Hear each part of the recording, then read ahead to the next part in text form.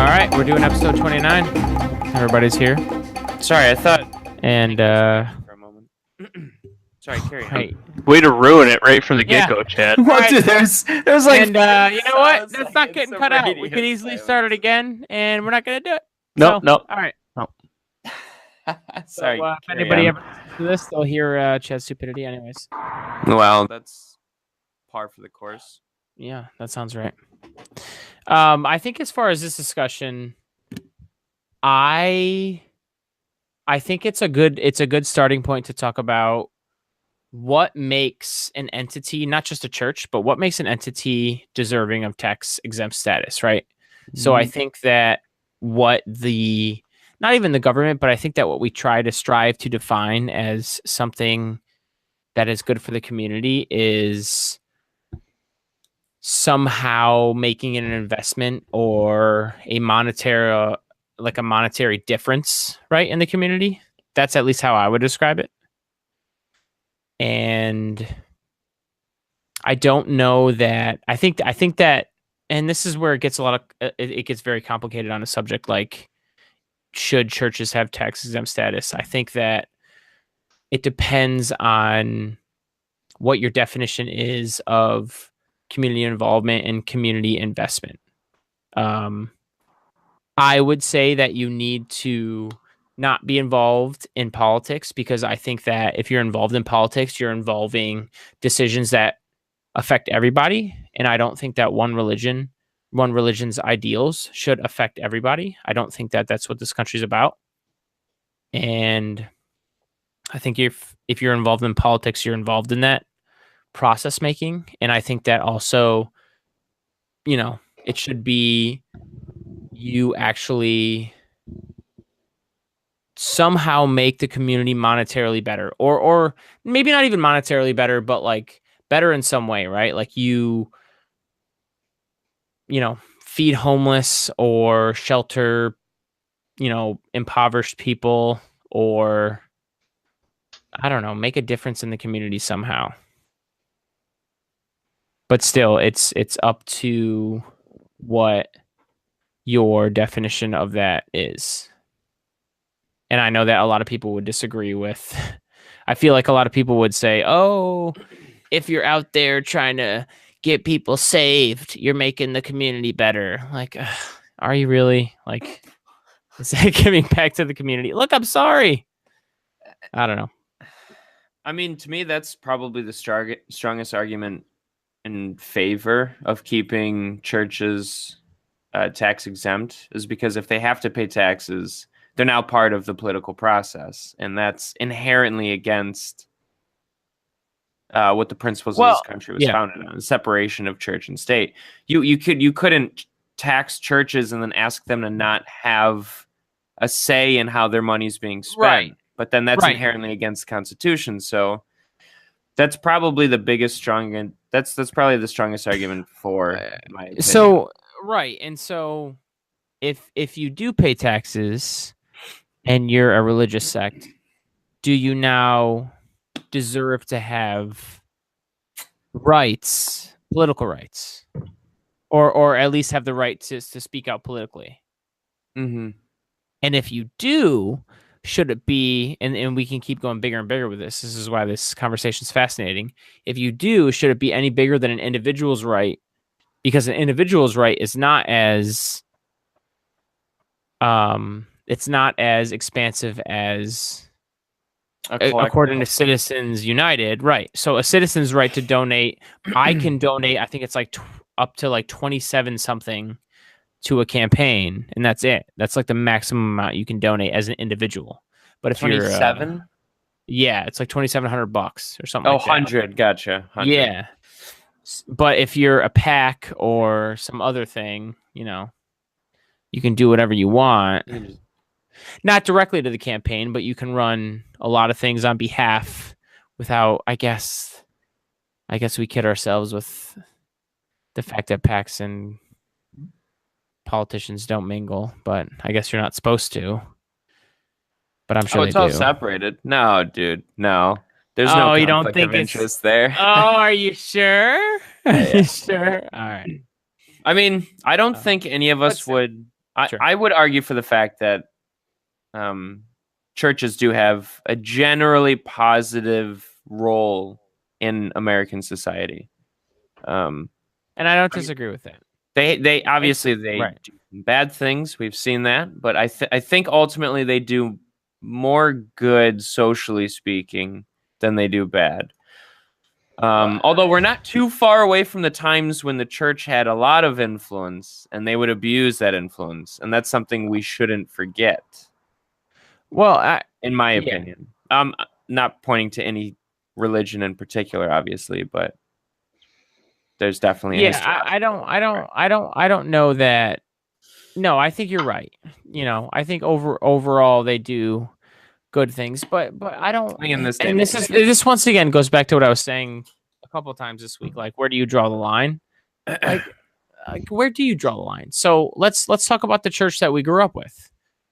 Were they like feeding the homeless at all? Like, I don't, they were in the suburbs. Like, I don't know that they were like feeding. And look, that is a very black and white example, right? There's plenty of ways to get back. Right. I was going to say, Well, you were about to say in that. their case, right, you can talk about like Happy Five Soccer and developing a community Right. around children in sports. You know what I mean? That's giving back to the community in some way, shape, or Right. form. And I agree with that. Right. I think ultimately where we're really at with this whole thing is that if you look at a mega church and you look at a small church, right, what we really want to do, in my opinion, is to make sure that we have a solid reason for taxing a church, right, realistically. Because, number one, and I'm trying to come at this from a realistic perspective, in order to legitimately pass anything, there needs to be a clear and concise outline of what you can and cannot do. You know what I mean? Right. And for me, where it falls is exactly where Cyril was talking about. And this, of course, where we come back to a lot in this podcast is campaign finance, right? If a church gives money to a political candidate, you lose your tax-exempt status. Period. No questions asked. Because now you have blurred the line of the separation between church and state. I think as far as I understand, legally speaking, they're not allowed to influence politics. But obviously there's a lot of muddy water there. There is a lot of muddy water, but that's generally correct. That's generally correct. And I think, I don't know if the Johnson Amendment got repealed, but there was like some sort of like Johnson Amendment. Did you ever see this? So during the campaign, Trump vowed to get rid of the Johnson Amendment, which essentially says that nonprofit organizations endorsing or opposing political candidates. Yeah.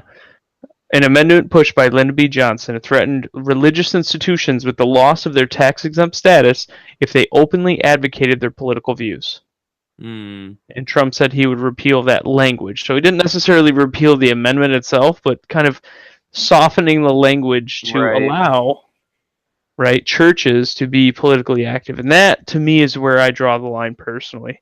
And the reason I say that, to me, that applies, in my perspective, to anyone who is seeking a non-for-profit status. A non-for-profit status is for, in my opinion, what we've been talking about, right? The betterment of a community outside of politics. That's my opinion. If you're politically active, you pay taxes. The other thing, and this has nothing to do so far with taxes, but in my research, reading about this, what I've stumbled upon that frustrates me more than anything is, for example, if I go to another non-for-profit, I believe the American National Red Cross is not-for-profit, if I'm not mistaken. I can literally Google American Red Cross financial statements, and it will tell me everything they do with that money. It is black and white spelled out. Right. And I don't know if there's a law for that or if there's something there that tells them that they have to do that. But if I go to the church we grew up in, First Bible Baptist Church, I'll call them up. I don't care. Dropping names. Fair enough. If I go, I have spent a couple hours trying to find publicly available Did you? statements. And let me tell you what they give you. Not a goddamn thing. Well, maybe those resources are available within the church as somebody who pays their tithes, so to speak. I don't give the American Red Cross a fucking penny because I'm a shitbag, Mm. and I can still Right. retrieve their Ouch, financial Scotty. statement. Unfortunately, when I do donate, it's for Girl Scout cookies. Hey, I And did that's that. not really a donation. That's more of a transactional thing. But still, my point is that it doesn't matter, right? I also believe that as a not-for-profit, you should be publicly transparent. You should be. Telling people what you're doing with that government. I'm just saying, Mm. right? And what I have found so far is that in most churches that I look up, you ain't gonna find a single fucking financial statement. And I find something actually very wrong with that. Well, and here's the thing: when I see how Scientology operates, I mean, they're under a non-for-profit status, aren't they? I believe so. I believe they don't pay taxes. Probably Let's Google see that, here. right? Oh yeah, boom. Well, that's what I'm saying. Like, but this is that's we where could open a whole nother. Hang on, we could open a whole other can of worms about, that's where I get frustrated. televangelism versus. Oh God, the Joel Osteens of the world. Well, no, hang on. Which, let's be very clear, he got called. Hold on, no. He got called out during the hurricanes, my friend. Called the fuck out. He got caught. He is not great, but there's much worse than Joel Osteen. And I feel like you need to. He got called out. What do you mean he got called out? He got caught? No, during the hurricane. They were not allowing people to get into their building downtown in downtown Houston. Oh, yeah, I did read about that. For refuge from a fucking hurricane. And a lot of people gave them a lot of shit about it. And of course, after the fact, they're like, no, the doors were open. But there's videos online of people literally walking up to the church, trying to open it, locked doors. Because they don't want people in there. I mean, are you really surprised, though, that a televangelist is doing something seedy? Listen, I'm just saying. Have you taken time? I know you guys know H3H3. Have you taken the time to see on the podcast when they had on their podcast Justin Roiland call the prayer line, the Joel Osteen prayer line? Oh God, so good. Actually, no. You know what? John Oliver has a very good piece on televangelists. It's not even televangelists, right? Not even televangelists. He has a great thing on how religious entities shouldn't all have tax exempt status. Should some of them? Sure, probably, but I think it's pretty clear. Yeah. If you dabble in government, in politics, you lose your status. Period. Yeah. That's it. It's very black and white. When you mess with an entity that can control the will of everybody, not saying they should in any way, but they can. You can't dabble that in, I'm not saying it's opinion, but you can't dabble that in one ideologue, right? You can't dabble that in one ideal. You can't just say, all right, well, we're going to mix government, which can pretty much do whatever it wants and can control everybody's life in a negative way. Let's mix that with the Bible. No, that is a really bad idea because well, we've tried everybody. Well, not even that we've tried it, but okay, let's not even say the Bible because that's too easy. Let's dabble it with hippies or like vegans. Oh, now everybody has to be vegan because you have to be healthy. Like that's just a dangerous path to go down because not everybody agrees with that idea. The most important ideal that we have is freedom of belief, freedom of speech, all like freedom, right? Like to do what you want, not Jesus Christ. That'd be just such a dangerous path I to go. specifically remember going to church as a kid on one Wednesday night.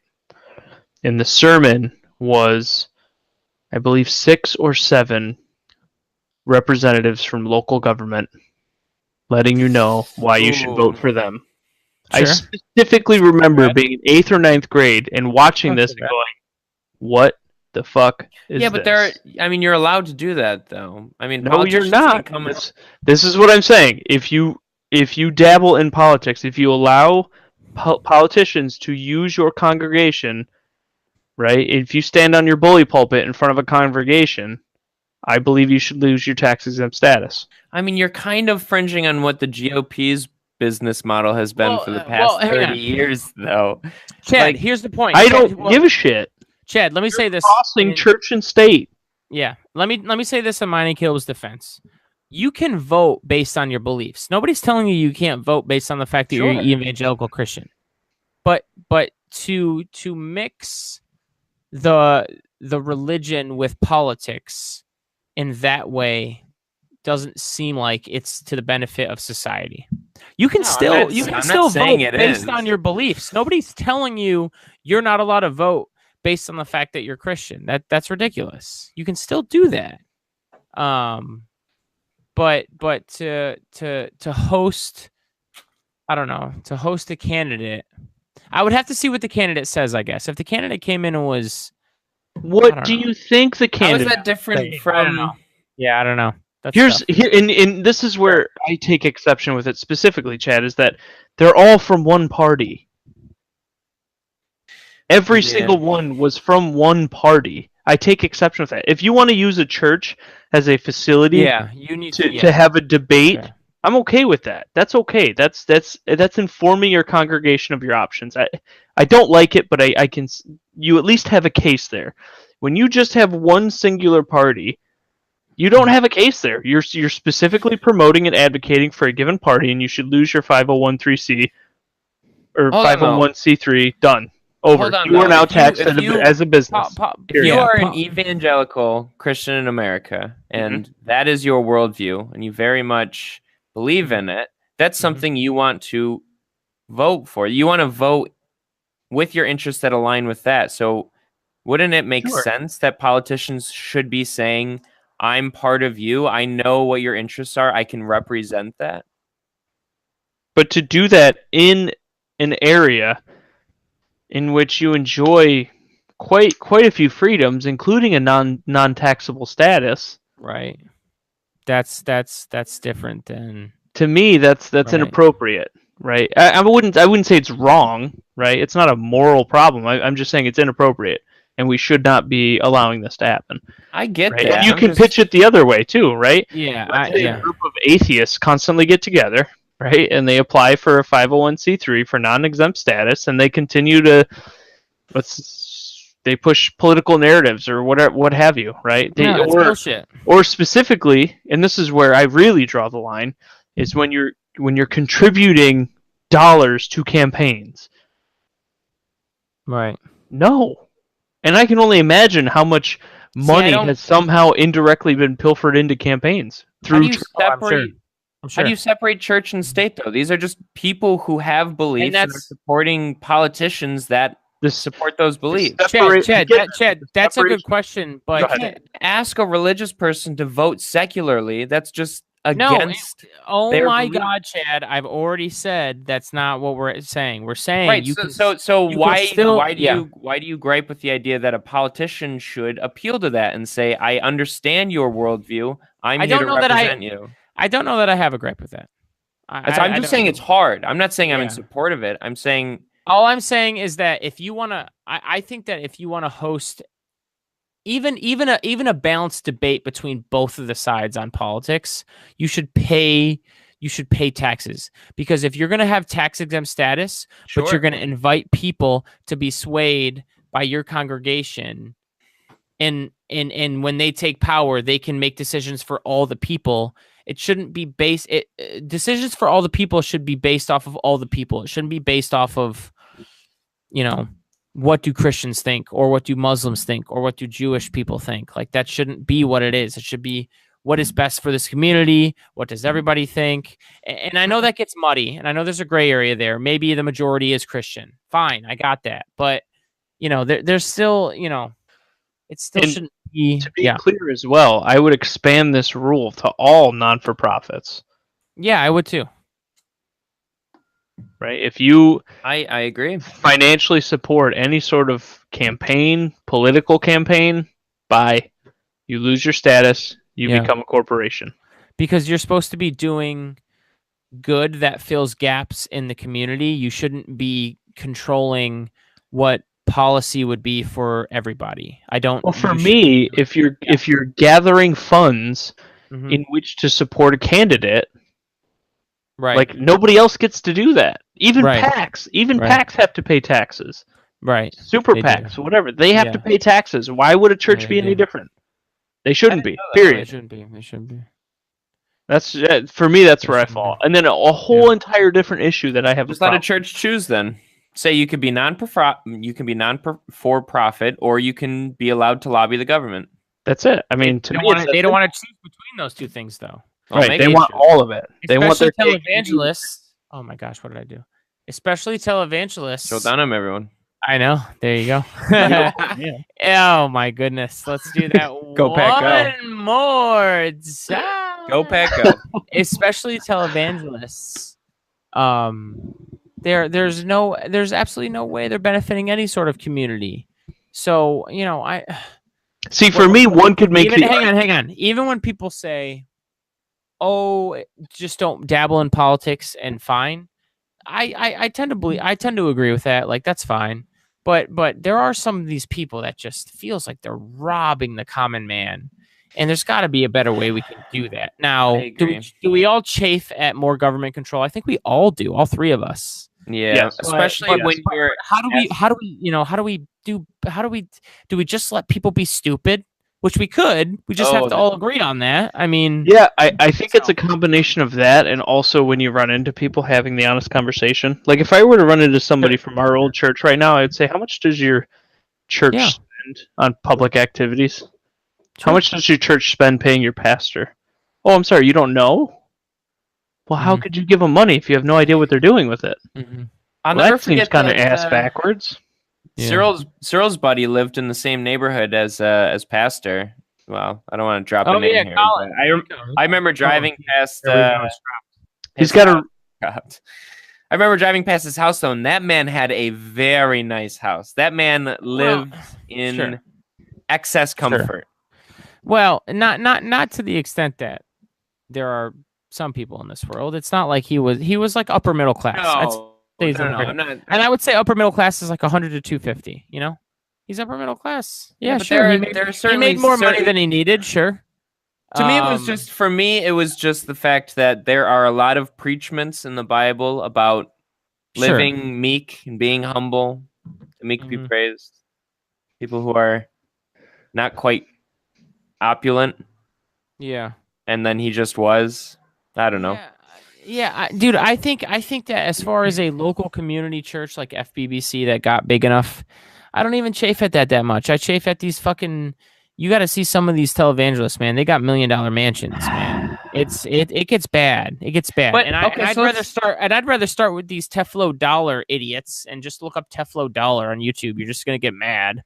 Well, these Teflo Dollar televangelists who buy private planes. Guys, real quick, can we talk about pastors and the specific benefits that they receive for being, or a clergyman, I should say. For example, pastors are eligible for special treatment of housing, but it is not a deduction. Pastors who live in church-paid parsonage must include the fair rental value of the parsonage in their income for self-employment tax purposes, but not for income. Sure.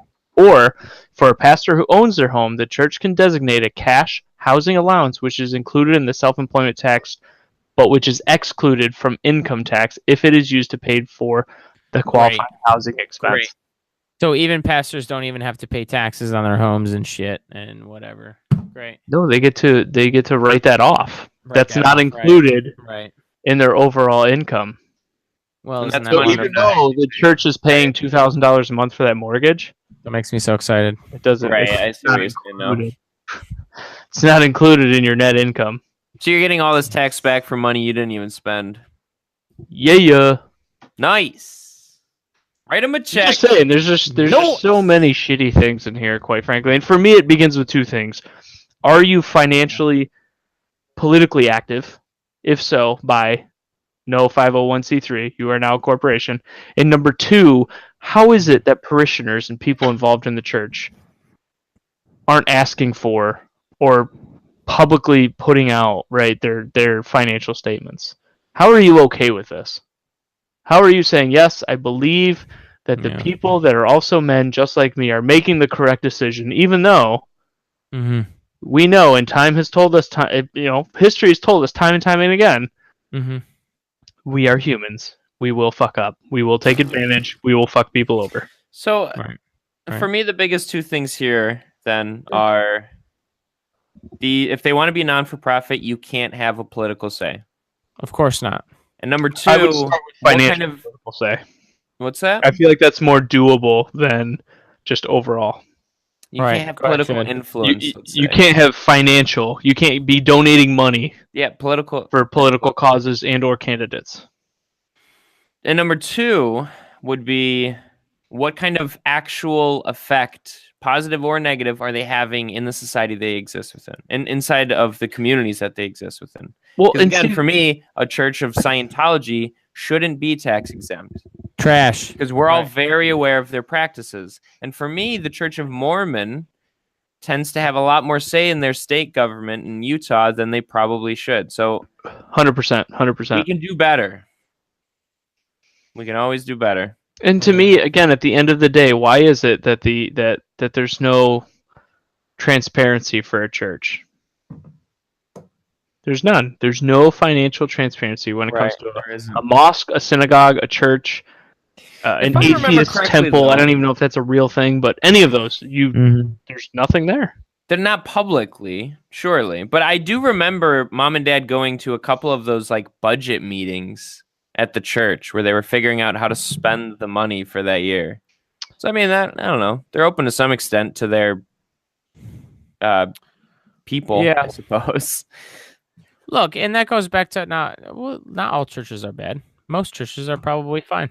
Some churches are bad.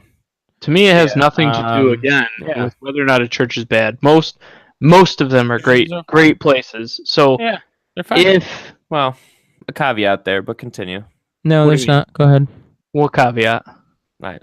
Well, I'm just saying I don't know if I necessarily completely agree with that, but go on. With most? Okay, then why don't you? Yeah, you're going to have to continue to expand upon that.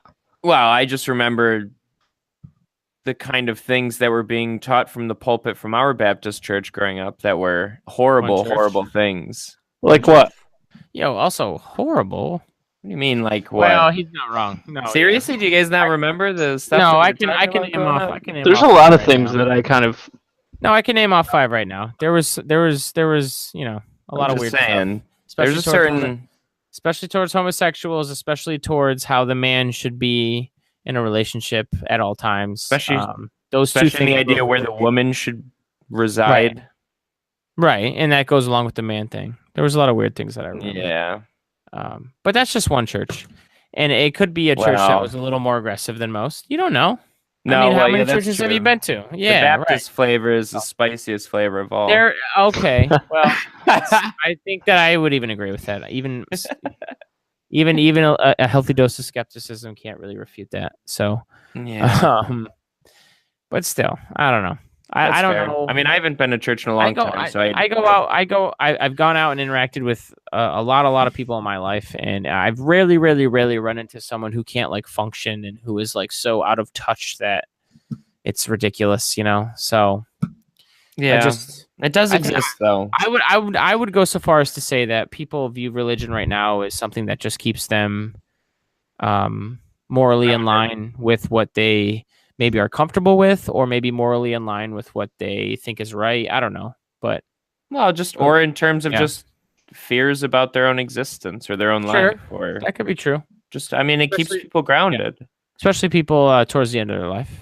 See, I'm not sure that it necessarily keeps people grounded. I think it's more, a lot of people go for the sake of tradition.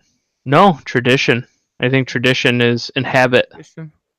Tradition habit is I've always gone to church every Sunday. Most of my friends are there. If I wasn't there, they might throw a fit. I think also people crave community.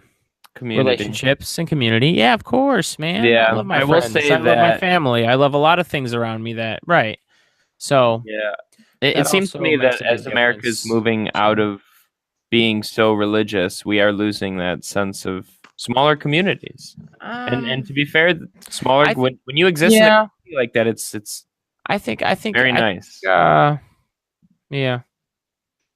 It's going to be interesting to see what happens, and this is off topic from the religious standpoint and all, or their tax exempt status. But I think it's going to be interesting to see generations after us being able to use the internet and social media as they can, and how it affects the way they interact on a personal, person-to-person in real life way in the future.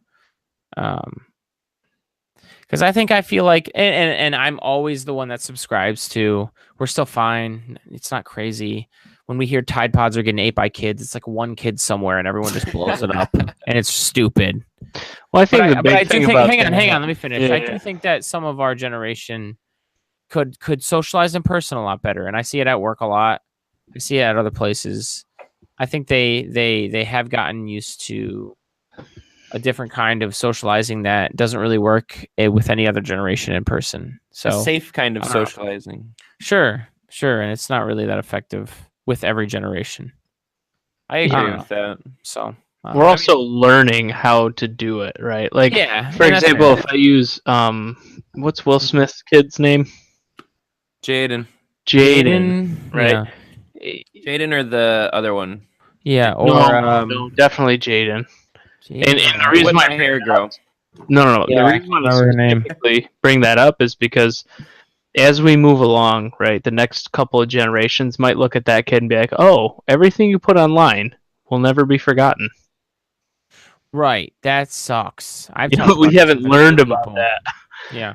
We haven't really seen So general impact from that. But for somebody like Jaden, obviously he doesn't really have to worry about it. But for some of these other kids, when your employer goes back and looks at your Twitter feed or you know what I mean, stuff like that, they may be like, "Oh, geez, what the hell is this?" So one, it's "Whip My Hair" by Willow Smith. There And it is. two- Willow. Okay. And two, I think that Thanks for that. exactly what Caleb said is probably one of the biggest variables that should worry people, young people, that probably doesn't. And to be fair, I don't know why they would worry about it or why they would worry about it. They're young. But yeah, like if you put a bunch of this stuff online, I don't know. I'm trying to remember what I thought at 10, 12, 14, 16, 18. Oh God! And if I would have just painted that all online, I went through some real weird God. 3 Days Grace depressive stages. And sure. On that note, I don't remember when I deactivated my Facebook account, but I remember going back into it just to look at some old pictures I had on there. Sure. And looking at some of the stuff I had written, and it was cringe inducing. It was rough, man. I had to walk away for a minute. It was ew. See, for me, all ew. that shit was on MySpace, and that is forever lost. Well, Yeah, I had a bunch on MySpace too. Yeah, I remember the MySpace song that or the song that Katie Sanders' MySpace page had every time you opened it up because I would go on her MySpace so much. Oh, sure, I would go on her MySpace all the time. Well, no, what was the Wait, song? can I guess? Was it by like Jars of Clay? Was it "Whip My Hair" by Willow Smith? No, absolutely. I wish it was. I could tell you right now, I wish it was, but it was Alicia Keys. Right. I don't care what they say. Oh yeah, I'm in love with you. They try to pull me away, but they don't know the truth. My heart's dripping by the pain that I keep on for. I don't know. And then it keeps Nice. going. No, yeah, you were. No, I got you. That was on point. Wait a minute. great. We need to go to karaoke someday, by the way. Listen, it's all I'm about just that. glad you entertainment committed to more than factor, one line. I know. I thought you were just So gonna anyway. like hum it. The point is, even though I hope nobody listens to this, the point is That's lovely. that no. Perfect. What could you have written when you were younger? A lot of stupid shit, man. So, Yeah. Yeah. And all kids, name one kid that doesn't go through a weird phase, either in middle school or high school. Zero. Yes, exactly. Right. Everyone No, I know. does. Oh, absolutely. You know. So. All right, let's roll into the. Yeah, the omnibus. What is it? Well, let's just explain It's what the that federal means. budget for the next year. Yeah, well, not the next year till October, but there you go. September, actually. Oh, September. Sorry, Why does September. it it waiting. go to September? I don't know because I they're think that's the fiscal year for the government. Oh, is it? Wait a minute. think Are you so. telling me that from September to what? Till now, they've been struggling to figure out what? Yeah, if I'm not mistaken, there's been almost 3 times that the government has been shut down since then. Yeah. They agreed on something else a couple months ago. I Yeah. couldn't. To kick the can a month down the road. Yeah, that's probably right. That's probably right. And so that and that brings me to what I was writing about a little bit. I just what I don't really care about what Trump did or why he did it. I just what is the end game here? So if we sit here and we can call this economic period maybe not a great one, but like we're fine, right? Like nothing's bad. We're fine. That's what I would say right now economically. And if we're fine and we're cutting taxes and we're spending more, if we're fine and we're running $1 trillion deficits, that's the last time we were running $1 trillion deficits a few years with Obama. Everybody knew that because there was a lot of society was ringing alarm bells, which is fair, about $1 trillion deficits under Obama, but we were in a recession. So my point is, if we're fine and we're running $1 trillion deficits, like that, there's got to be some sort of repercussion. I know Caleb has said before, and I've even talked to JC about this, when you run a debt economy these days, it's really standard practice, but there's got to be some sort of like negative repercussion. Like this just isn't good. Sure. The problem is that everybody holds everybody else's debt. Right. I know that. Right. For the most part. Yeah. So the idea of debt for a government is significantly different than the idea of a private person holding debt. Yes. And that's the problem. Right. The problem is that there is no repercussion. I mean, there will be at some point. I don't know how drastic it'll be, but there's not really one. Yeah, that sounds so bad. I think you have to have an advanced degree in economics to truly understand how it works. So at some point, what we should do... But we can talk about... We should have JC on again at some point. Yeah, we should. But we can talk about real... We can talk about real simple things, right? Sure, like, the fact that you side like that doesn't make me feel like any of it's simple. No, it's not. But as far as what we can talk about, there's got to be... Yeah, what we can talk about is the concept. There's got to be something about this that isn't good. And when I think about who's in charge, and this is what really gets my mind racing. When I think about who's in charge, when I think about the fact that the person in charge is someone that probably honestly doesn't, I hope understands more than us. I really hope, man. And so because of that, I always end up thinking that everything he does is going to have just ridiculous economic repercussions, like tariffs on steel, tariffs on aluminum. I get that he targeted them, which sounds better, but the stock market got slapped recently. Yeah, so China got slapped, but then the stock market drove down 1,000 points on Thursday and Friday. Yeah. So yeah, it drove down 1,000 points, but like. Yeah. Somebody would also say, since Trump has been elected, how high it's been up. Oh, of course. And you gotta break a few eggs to make an omelet, as they say. Now, do I agree with what he's doing? Yeah, not necessarily. I don't understand the full repercussions of what may occur, but it sounds more and more like... Yeah. I was going to say, at face value, I agree with tariffs in some form. I'm all about it. Don't get me wrong. But... See, I wonder at what point we truly... I mean, let's... I think it's safe to say we're in a global economy as far as trade, right? Of course. What I'm wondering is if at any point we become a global economy when it comes to wages. That's what scares me a little. Why does that scare you? Context? I don't really... Well, I think it's safe to say we make the most money. Oh, okay. Relative to the rest of the world, and when you it's going to balance out across the world. So to be competitive in wages, we'd have to degrade our pay probably to average out significantly. Yeah. So what I would say to that is we're still the top consumers as well, and I don't know that we can't control that. I'm not saying in a perfect way, but I'm sure we can do the right things as far as taking advantage of that consumerism down the line. Because even as much as jobs get shipped out of this country, more jobs are replaced by automation, which means that still more wealth.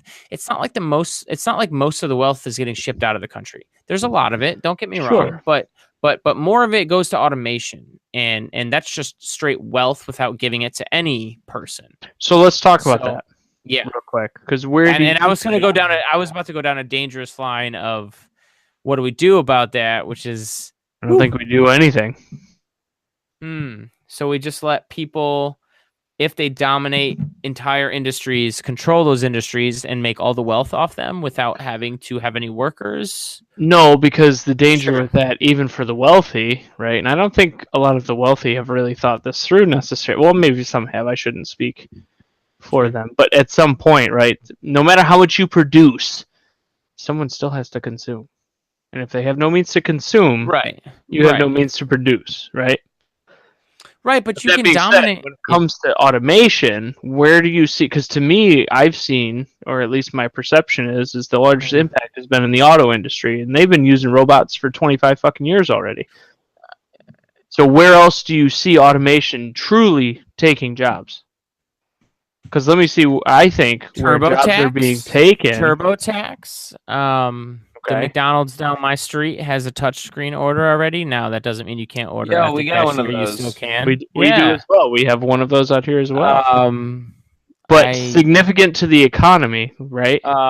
Significant to the economy. How many jobs is that truly removing? Because TurboTax, okay, you're talking about seasonal employees that fill out a piece of paper. McDonald's, you're talking about like what's the true economic impact? And I don't think we're going to have that answer, but I don't think it's that significant. I don't think the significance is extreme yet. Yeah. Yet. I mean, it's already devastated manufacturing.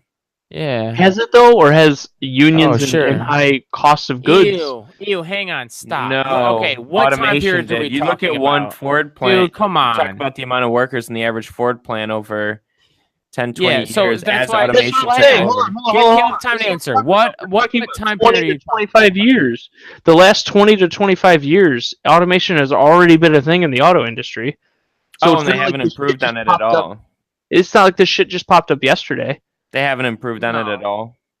What do you mean they haven't improved on it? Made it more versatile? No, of course they have. But my point is that we've been losing jobs in manufacturing and in the auto industry specifically since the fucking mid '80s. Right, sure. And the so next it's not like thing it's to a new devastate thing. Is retail and and I would say that's what's driven median industries. wages. That's what's driven median wages to stay flatline. That's one of the reasons.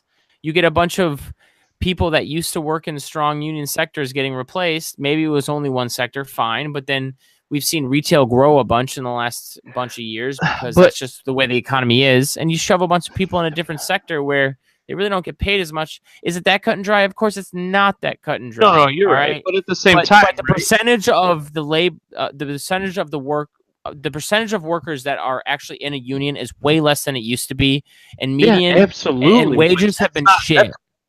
That's not. There's no correlation there. What? I don't think there's a correlation there. Unions, a lot of unions. Now, there are a ton that are great. There are, and I'm not disputing that. What I am saying is that there's just as many that are hot dog shit. No, there's not just as many. No, there's not just as many. If they weren't hot, hold on. If they weren't hot dog shit, they would still exist, Cyril. Okay, that one might be true. Listen, I'm willing to they did 40 years ago. Go ahead. I'm willing to concede that one to you a little bit. I feel like maybe there's got to be some of them that just got forced out over the years or forced to be broken up. But look, that one, whatever. What I'm saying is, when it's common fucking sense. When you get a bunch of people that represent one side, but they're all fractured up and they have no economic power, and besides that, they really don't have power. And you just tell them like, "Oh, fuck you, you're all individuals." But then you get the other side, which is very more concentrated and way more powerful. What do you think's going to happen? Well, I think I am always going to tell you that I'm for unions. Period. End of story. Can some be shitty? Sure. Some be too big? Sure. Because when things get too big and too powerful, they abuse. Just like the other side, the owners can do the same fucking thing with a company. I want that. I want that to be balanced. I'm not saying that workers should have more say than the owners. Sure, there's less owners and they should have a bigger percentage of the control. I just want that control to be split, and it's not split right now in a lot of sectors. That's what I don't like. And I do agree with you on a lot of those points. Where I don't agree with you is this concept that unions are the only one pressing that button. I think that at this point currently, because of unions that currently no longer exist, have pressed that to the government. So now that there's laws in place that do not allow you to not fairly pay your employees, right? For example, I'll use myself as an example. The company I work for, I took a supervisor role. I just did my evaluation, and the company said, "Oh, compared to everyone else across the company, you don't make enough money. Here's a larger raise to get you to where you should be." Okay, I'm confused a little bit, but all right. I don't have a union representing me, yet the company gave me a significant raise to make sure that I'm being paid compared to my peers properly. There was no union involved in that. And what I'm saying is that the unions 40, 50, 60 years ago absolutely had a purpose. And that purpose was to make sure that people were paid fairly. And I believe at this point, a lot of that has come to fruition. And I would not agree with a lot. I would agree with maybe some. And I would also absolutely agree. And I would also absolutely agree. Hang on. I would also absolutely agree that if we could just live in clean, free markets that weren't corrupted by any sort of outside influence. Well, it's never going to happen, right? That's what I'm saying. Let me finish. We don't need regulation at all. I fully believe. I love to view myself, and I think I am a classical liberal. Like, if we have completely free markets, uncorrupted, okay, fine. Of course, that's great. That's going to be perfectly fine. But we don't live in that world, okay? And so there are some things where we can have entities that balance the power out the way it should be. Like I was just saying, should who balances them? Do some companies do right by their employees? It sounds like in your situation they did, and I appreciate that because I know the kind of person you are, so they absolutely should, first of all. But I do appreciate that because you're also a worker. But do I think that always happens? No, and I think it's fair to say that we can take 50% of there's got to be not a utopia, but there's got to be a better way we can balance 50% of the power between higher ups, 50% of the power between workers, right? There's got to be a way we can do that. What does that mean? Does that means 50% of that power gets split up between a lot of workers, so it gets diluted, but they still have 50% on that side. The other side, there's a lot less people, so they do have a little bit more power per person. And sure, maybe you can say they worked for it. Fine, they have more power, but it needs to be split 50-50 that way. There's got to, and that's utopic. I do know that, but there's got to be a way we can move towards that. We don't need to be like disparaging. But it can never be. It'll never be 50-50. It'll always be 33-33-33 because you're leaving out the shareholders. You can't leave out the shareholders in that equation. Yes, I can leave out the shareholders because I almost want to live in a world, not live in a world where there's not shareholders, but Jesus Christ, like, why do the profits all have to go to the shareholders? I don't understand that. So we pay people their salary, we pay the executives their salary, and everything left over, we say, you've worked really hard for this. You guys all put work into this profit. Now you guys get to see none of it. Peace. Like, they also, maybe you could split that 50-50 between shareholders and the people working for the company. I don't understand why shareholders get everything while they don't get everything. They don't get Somebody has to do research. No, I understand. Somebody has to do, like, there's other factions. There's no 50-50. No, but if you're talking about, like, I know. What is it, gross profit or net profit? I forget which one is after all expenses. I know. One is different than the other. That's true. Yeah, I forget which one it is. But if you're talking about the one that comes after all of expenditures, okay, maybe there's a conversation to be had, but at the same time, a lot of companies actually they do that, and people also forget that a lot of companies also pay for a shitload when it comes to your health insurance, a shitload when it comes to your 401k, and any other benefits you may receive. And I don't want to act like human beings don't do well for human beings most of the time. They do, and I believe that. I do believe that. I think what you're saying is you want more. I don't think that the market has to be corrected most of the time. I think the market has to be corrected in some instances, some of the time. And I don't know what entity is there to do it. I don't want people to just get screwed over because like, oh, you're one of the 10% that got screwed because the market kind of screwed you in that 10% that we can't account for. Like, that's not fair. That's where government should come in and say like, no, we're not going to let you get screwed. Like, we're not going to let you do that. Do you think it has anything to do with education? Yeah. Because, right, if Probably. I compare my company to my wife's company that we work for, Sure. the bulk of my company has high school degree people, no higher. The bulk of it. And when I say bulk, I'm talking like probably in the neighborhood of 80 to 85%. That's significant, in my opinion. Yeah. In my wife's company, the bulk of people have, at minimum, a Bachelor's of Science degree, if not more. Okay. Right? And when I say that, I'm talking about 80 to 85% of their company. Okay. My company does not have profit sharing. Her company does. Sure. Yeah, of course there's something to that. Education level? Do you think Yeah, that has to do with And by the way, that has a skill? lot to do with I don't know about skill, but that has a lot to do with education level because you're able to achieve a higher status where you can leverage what your salary is and what you take home more. I think that even has to in do that with skill universe. as well. Sure. So are you trying to So tell you got to me balance that, out. What I'm saying is so that, are you- again, Sure. So are you trying to say that your competency and how much you contribute at work and how much you contribute to the bottom line is less than your wife's just because you don't have a degree and you don't deserve as much as your wife makes? No, Yeah. I don't think you would say that. Oh, stop it. Oh, Jesus. Now you're just blowing your whole argument up. Thanks for blowing ultimately, your argument up. Yeah. no. Ultimately, if we're being honest, the impact that I have on my company is less significant than my wife's. All right. Well, fine. So yes, she but gets that's not always the case. profit sharing. But my point is, though, Cyril, is that again, we're going back to this age-old argument that you and I have is Sure. What is the difference here? Is the government responsible to help the people, or are the people responsible to help Yes, the people? sometimes. The people are responsible most of the time, and then the government steps in when people fail because people fail. That's But what who happens. is failing? Who is The failing? people are responsible to elect when the I say- government that's supposed to govern the people. Sure. And when I say, That was a tough one. I'm sorry, Chad. Do you want to keep going? I'm sorry. No, that was it. Okay. So when I say the government should come in and support people when they fail, I'm not talking about communism. This is always No, I understand that, and I'm not saying it's communism. No, that's not what I'm saying. Right. I'm saying if we can identify instances where individuals are, and I know this is up for debate. I got it.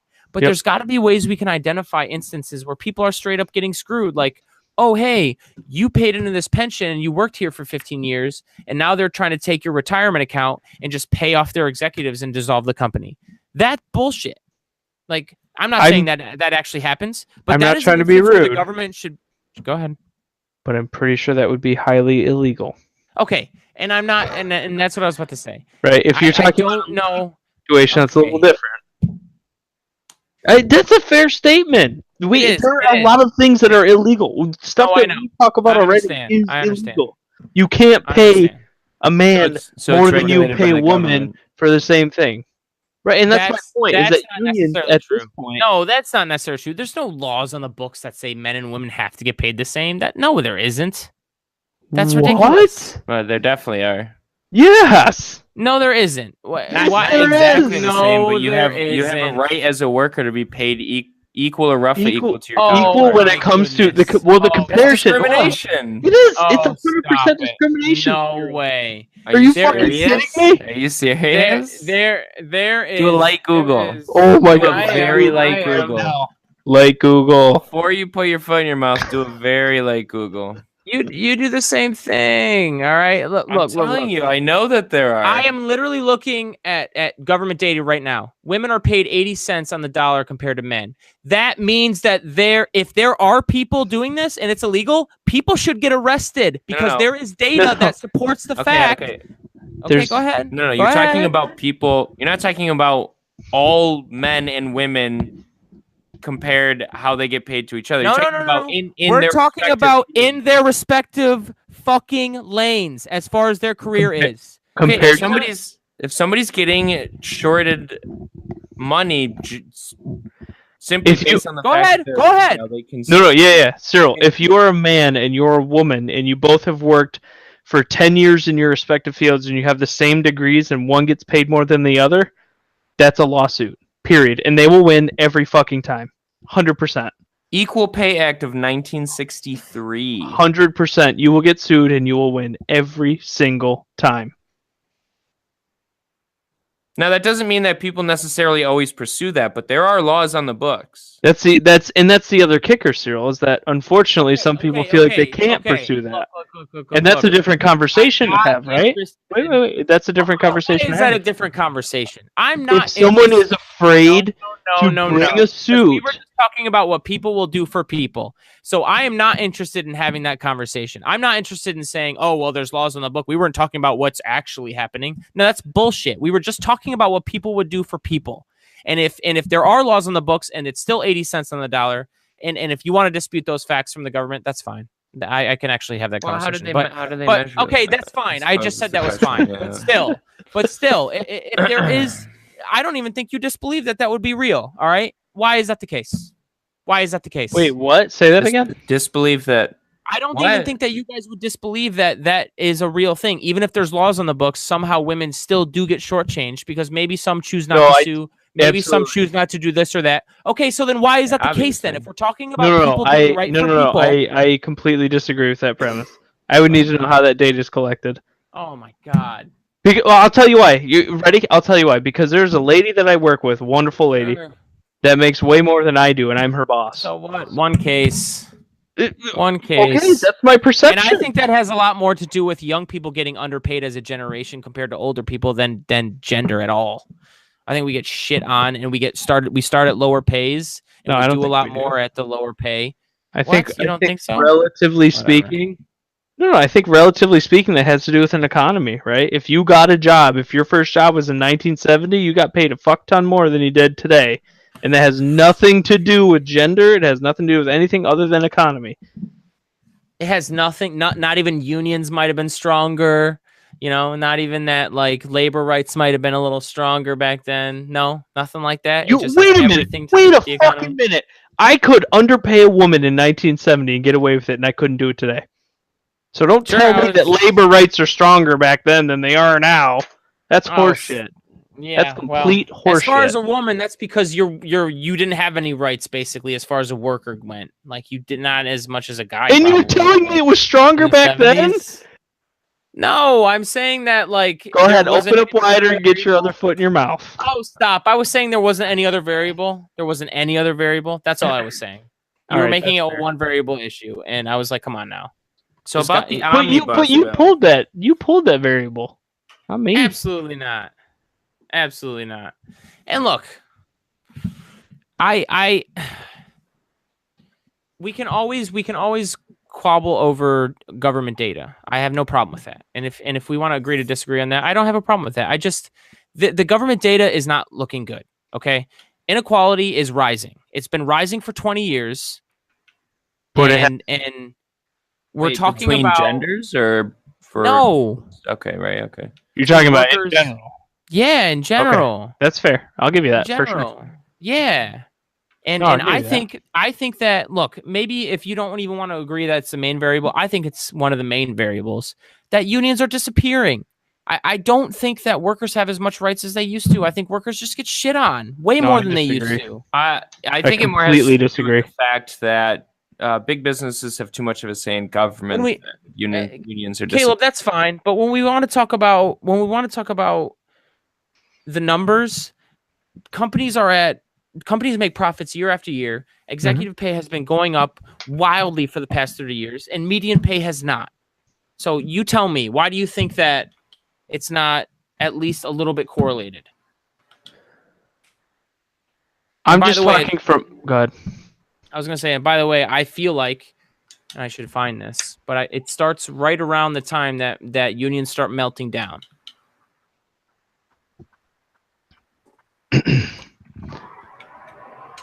No.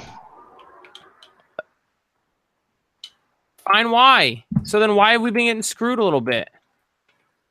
Again, when you globalize an economy, Cyril, how much does that have to do with it? That's a fair variable. Of course That's it a is. huge fucking variable, and one of the biggest ones in my opinion. But then if you want to argue that trickle down happens, why isn't more of the wealth I that's didn't. going to Wait, the up? I didn't. Okay. All right, you didn't. I didn't. Fine. Then can I ask this question? Sure. If more of the wealthy are getting wealthier because of globalism, why doesn't that trickle down to the rest of us? Because there's a balancing effect as well. And I don't think we've seen the last of it. Like, when you outsource so many jobs, what happens to the general wages of the average person? Well, now we all have to compete for even less jobs. Sure. So the upper hand is in, quote unquote, the corporations or the larger groups, is it not? That's fair. I think that's the biggest one. That is the biggest swing. And I think that globalization is really bad for the middle class. Not saying that we shouldn't globalize. What I'm saying is we should find better ways to do it. Yeah, and I think as a country, we sit on a perch of we are going into this globalization with everybody else being the richest, so that if everybody moves towards the average, we're going to move down because we're the 100%. richest. Right. When you're at the top of the ladder, and I get that, you get pulled down the farthest. Which is why I'm all about America first. Dude, there's some parts USA. of Trump that I'm just, like pumping my fist at. No, there absolutely are. I don't care. I just don't know. I don't know. I just think that personally, I just don't know that. From what I've seen and what I've read, unions served a very good purpose. Mm-hmm. Hold on, I just got a message from Alex. Unions served a very good purpose, and unfortunately, I think most of that has disappeared at this point. Several points, and that is the globalization of an economy and the bad taste in a lot of mouths from a lot of different types of unions. It hurts me to think that we have. It hurts me to think that we have gotten so far. Not even that. I don't know. We should be sharing profits. We should be sharing profits, and we should be sharing profits between what we should be saying is, and especially if you want to make the argument that, oh, well, your earnings come out of our profits, so that's like your share. Fine. How about we do this? Because I don't think this is happening, and I could be wrong, but I challenge all of us to look up these numbers. Every single fucking company from top to bottom should be taking 100% of their earnings and splitting it up 50-50 between executives and workers. And I don't think it gets split up that way. I think executives make more and more and more. And more we shit on the workers as far as, maybe not explicitly, but we shit on the workers as far as like, you should be happy with what you're making. It's good enough. You can make it. You can, you can make it. You can pay your bills. Bullshit. It doesn't matter if he can pay his bills or not. It's how much workers contribute to that company. And I think executives take a lot more than they should. And I think it can be split up more evenly. Do I think it should be redistributed evenly? No. But I think that, like in the NBA and the NFL, they have players associations. And those in the NBA specifically, they have a CBA with the owners that say, okay, the owners get to make 50% of the money and the players get to make 50% of the money. That seems fair to me because there's only 32 owners who get to split up 50%, but there's hundreds of players that split up 50%. Sure. So there's still inequality, which we still need because we still want people motivated and driven. But I think the split up is really unfair right now. And it's as bad, maybe not as it ever is. I'm not an expert, but it feels really bad right now. That's all I'll say. And that's fair. But again, you're leaving out another part of that equation, and that is the shareholder. Whether you like it or not, you have to deal with the shareholder. So what does the shareholder get then? Because if you're not going to offer shareholders anything, well, they're not going to invest their money.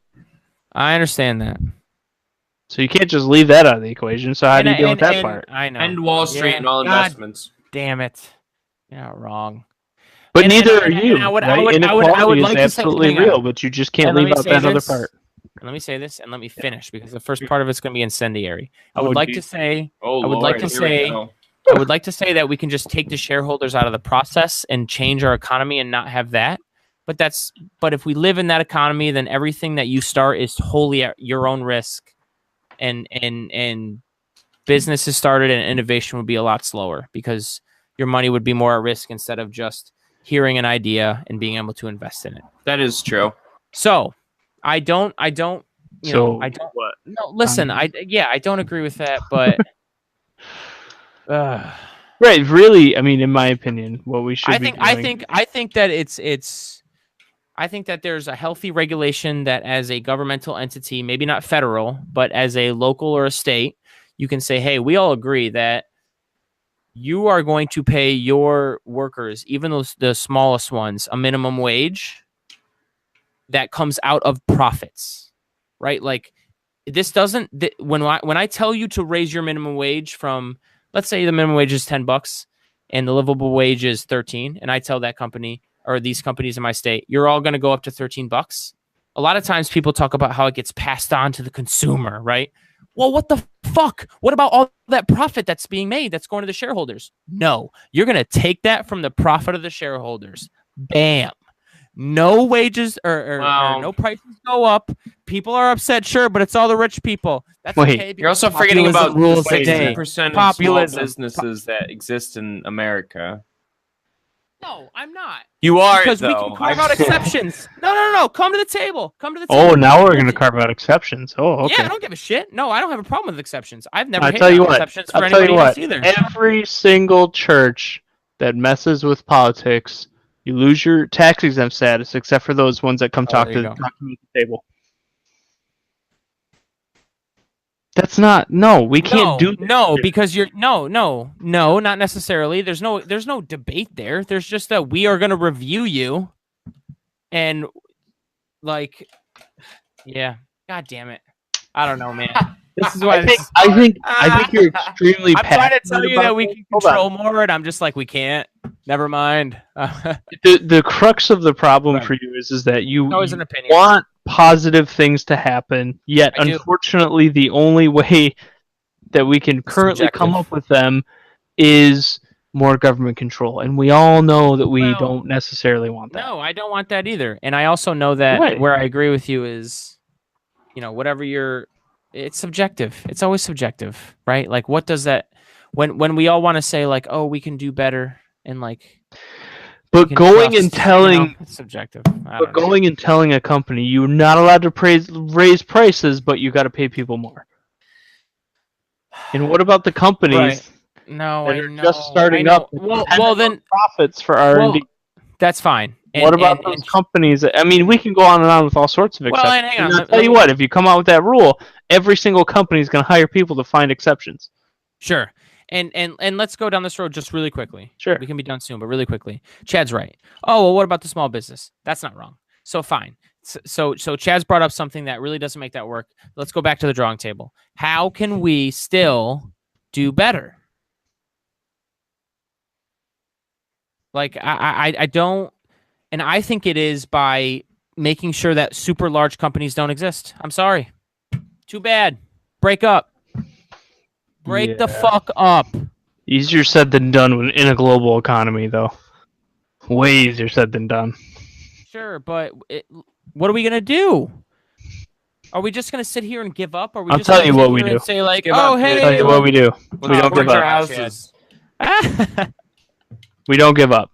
Okay, we continue to invest heavily in education in the STEM fields. Because that's where the most innovation comes from. That's where the most change comes from. That's where the most positive influence, in my opinion, comes from. Sure. So we just continue to invest in the education, specifically in the STEM fields. I like leaving it there because I agree with that. Because, again, right, what truly drives our economy? It's not giant corporations. It's not the government. It's innovation. Can overpower everything. Absolutely. And we have to find more ways to incubate that innovation to allow them the chance to succeed. And when you have ginormous corporations, right? Let's look at in the new business model in today's business, right? Is how do you grow it? How do you grow your business? How do you grow it? You don't. You just buy your competitor. I was going to say you grow your market share, but that's how you grow your market share. You buy your competitor, or you could steal their customers somehow. Well, no, because you know what? I'll give you their money straight up. I mean, that's what I do. I work every day. Tell me they're at bank. I'm like, all right, well then just come over to me, and they're like, yes, I will. I'm like, Cool. All right, but what happens when you're not innovative? What happens when you're not competitive? I'm going to use one example. If you have Blockbuster. Sure. Blockbuster. Can I just come out of left? Two options. Right.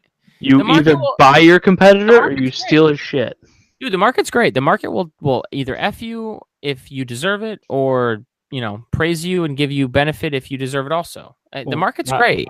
I just don't know that the market's always fair. And it won't be, but that's the point. There's going to be an ebb and flow to our market. Right. And that's what people don't like. People don't like the concept. People don't like the concept that, hey, guess what? Mm-hmm. There is a cycle. Markets are cyclical. True free markets, there will be ebbs and flows. There will be good times, there will be bad times. And the whole point, in my opinion, of the government is real good and real bad. When the good times are good, you save as much as you can as a government so that when the bad times are bad, you can stem that tide. You can make it hurt just a little less. That's not how human beings work, though. Well, that's why we're all pieces of shit. Nice. Can I come out of left field to sort of wrap this thing up? Absolutely. The thing that fascinates me most about this argument between how do we protect workers, how do we not infringe too much on the rights of businesses, how do you deal with free trade and guaranteeing just some sort of minimum standard of living. It's fascinating to me that this conversation has an expiration date in the sense that if technology keeps on progressing as it is, correct, most jobs are going to be replaced. They're going to be automated. AI is going to just replace us for the most part as a working force. It's going to completely create us as like a sedentary population almost. Welcome to Wall-E. Yeah, essentially. So it's weird to think that we're drastically going to have to change how we treat the government as an entity and the people as an entity in the future when people just don't have to work anymore. When the collective can live no problem and be left to their own devices. How that's gonna work, right? Because it's going to happen. It's going to happen as long as innovation literally drives us there. Yeah. There could be so few people. What are we going to do with our time? That's a great question. We're going to have to rethink and reshape how we even right. Yeah. We're not even going to figure this conversation out between how to properly balance, workers' rights and free trade before we're just completely upended by that technology. Yeah, you're correct. Yeah. And as well with that technology, I think that the bulk of us will be fat pieces of shit. And they'll be about, if I had to put a number on it, 80% of us will just eat Cheetos and drink Mountain Dew and live in virtual reality. That sounds right. That's totally what's going to happen as well. But play PUBG all day long. That's 80%. Hold on, that's 80%, right? You'll have another 10%, maybe a little higher, maybe even 15%, that will be into advancing their body and mind, right, through exercise or through drugs or through whatever the case may be. Meditation, philosophy. Exactly. Yep. Whatever medium it is that you find that fulfillment from, and then you'll still have another 5 to 10% that continue to innovate on top of AI. They will find ways to use AI to make things that you and I haven't even thought of and probably never will think of even better, because that's what they do. Well, it's interesting because if we can perfect this, if we make it so that everybody has just an incredible standard of living, does corruption then just disappear? Like, what is the incentive then? If everybody's basic needs are met and overwhelmingly the incentive is to have more than the next person. It always is for human beings. Sure, but what if you had all you at that point? Hang on. At that point, your goal would be you have such a surplus that your goal would be to make everyone comfortable so that you can live in excess, right? Right. So as long as everyone's comfortable, I'm saying if everyone's in excess, does that just disappear? Does human greed, is that not even a factor anymore because everyone has what they could want? I don't know if everyone will ever be in excess based on how we obviously it's a hypothetical, but I don't know if we'll ever be all in excess. Like, even if there is enough for everybody to be in excess, we could get damn close now. That's always been my point. Even if there's enough for everyone to be in excess, there's always going to be human beings who want to take more than everybody else has. That's always the case. Always, always, always. So it doesn't matter. It doesn't matter if there's enough excess for everyone to have excess plus excess. It's going to be hoarded by a few powerful entities, regardless of how many people are inside those entities, and the rest of us are going to be fucked. not fucked. I shouldn't say that, but right, like they have we'll enough. have our Cool Ranch comfortable. Doritos in our VR, yeah, And that's going to be a moral dilemma. If you have enough excess to make, if you have enough excess to make everyone morally comfortable, honestly, if the baseline of comfort is you have a house and you're comfortable and you get to eat whatever almost you want, you can order whatever you want, you can watch whatever you want in VR, which by the way doesn't sound that expensive. If you could do that for every single person, now you have a moral dilemma of like, should we be evening everything out somehow, or should we just, as long as everyone's comfortable, the person with excess just gets to live right with Coke and hooker? Like what's gonna happen? That's gonna be really tough. That is such an odd conversation that we are. That is a fascinating conversation. Yeah, we're gonna have to talk about as a society. I mean, yeah. All right, we'll call it there. 60 but years. I'm writing that down right now. What we all think that, yeah. Well, not specifically what we think society will be, but specifically when we get to that point where we have enough excess that we can literally provide to a very comfortable level everybody, and everybody can drink what they want. If they wanted to so choose, they could do what they want. If they wanted to so choose, they didn't have to work. They could watch what they want. They just get to consume, right? And there's no repercussions, which I could see not in our lifetime, but some sort of down the road. Oh, it's possible.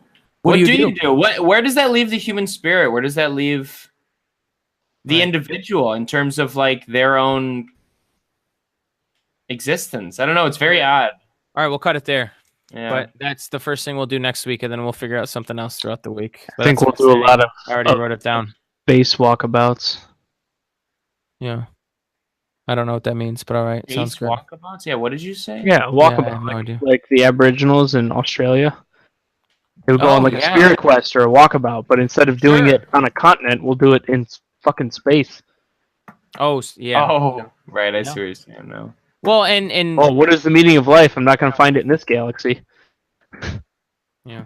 Well, like just find it in VR, dude. Turn on the VR porn. We are not live. Jesus Christ, that we're still live. Oh, are we? Oh, that's your fault. Done. That's your fault. We'll get it edited. Don't worry. Don't worry. But geez, you're making me work too hard because now I got